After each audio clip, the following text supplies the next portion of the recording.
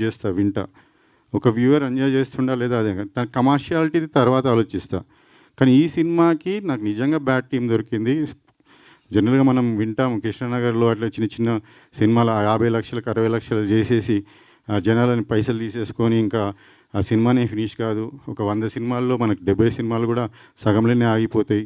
తర్వాత ఒక 20 సినిమాలు రిలీజ్‌కి నోచుకోవు. ఇంకా పెద్ద బ్యానర్సే రిలీజ్ అవుతాయి. ఇవన్నీ మనం వింటా ఉన్నాం. నాతోనే అలా అయినప్పుడు నాకు చాలా చాలా చాలా ఓర్పు, నేర్పు చూపించాను. ఎన్నోసార్లు టీమ్స్‌తో కూర్చొని మాట్లాడిన. మెయిన్ క్యాండిడేట్స్‌తో మాట్లాడిన. ఇలా జరుగుతుంది అని చూపించా, అన్నీ చెప్పాను.